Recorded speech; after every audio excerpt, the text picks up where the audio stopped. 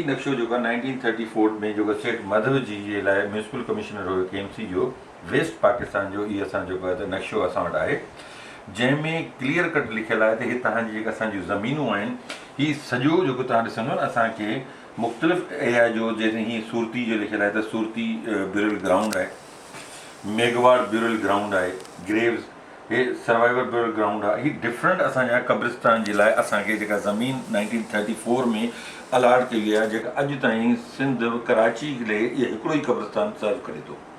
जेका अॻे जेका असां वटि हुयो तक़रीबन जेका पब्लिक हुई, जॾहिं 1934 में ठहियो हुयो, ओड़ी महिल 5-8 हज़ार जी पब्लिक हुई, जेका हिन वक़्तु वधी करे तक़रीबन 7-8 लख पब्लिक हिते थी वई आहे। पर इहा असांजी बदकिस्मती आहे त अञा ताईं असांखे हिकिड़ो ई कब्रिस्तान सर्व करे थो। स्पेशली जॾहिं MA जिनाह रोड जॾहिं असांजो क्लोज़ थिए थो पियो, जॾहिं चालीहो अचे थो, या मतिलबु मुख़्तलिफ़ जॾहिं कर्फ्यू लॻनि था पिया, या रोड ब्लॉकेज में सॼी हिंदू कम्यूनिटी जेका सॼे कराची में फैलियल आहे, उहा हिकिड़े ई पासे हुनखे कब्रिस्तान वञनि था। ऐं इन में मजबूरी जेका थिए पई उहा इहा थिए पई त जेको आहे त 2-2 ॾींहं असां डेड बॉडीज़ जेको आहे त असां पंहिंजो पाण वटि फ्रोज़न हुन में रखूं पिया, या अॻे त जॾहिं फ्रोज़न न हूंदा, ईदी जो सर्दखानो न हूंदो या हुनजा न हूंदा, त घरनि में बर्फ़ जी सलनि सां गॾु रखी छॾंदा हुआ। काफ़ी टाइम तव्हां ॾिसंदो हूंदो 90s में रोड ब्लॉक कर्फ्यू जॾहिं हालात सही न हूंदा त इहो असांखे रोज़ जो मसइलो हूंदो। पर इन लाइ असां जेको आहे त DG रेंजर्स खे बि असां पंहिंजा लेटर लिखिया आहिनि, उहो बि असां तव्हांखे ॾेखारियूं था।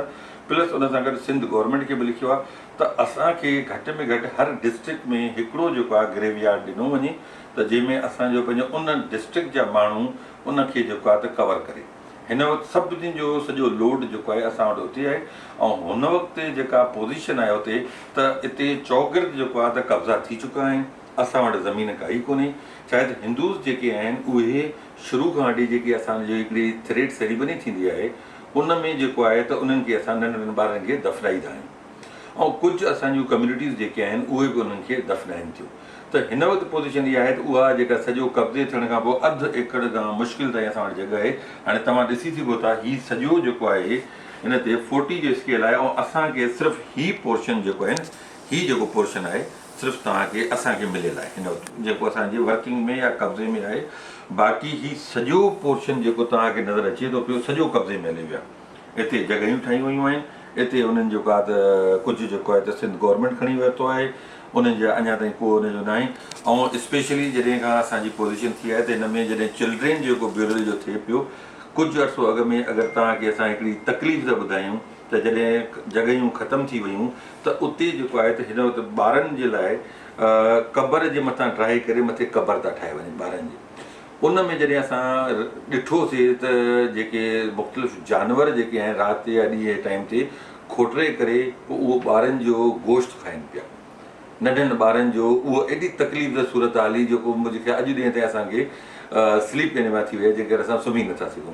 त जीअं कुता या जेके बि हुया उहो खोटरे करे जंहिं महिल हुनजे जिस्म खे नोचिनि पिया, उहा मां नथो सम्झां त कोई बि इंसानु ज़ात हुनखे।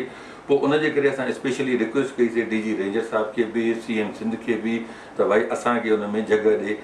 अॼु ॾींहं ताईं असांजी उहा ई हालत आहे त हू जेका पुराणी क़बरनि खे उनखे दफ़नाए करे उनखे पोइ हेठि करे वरी मथां ॿी क़बर ठाही थी वञे।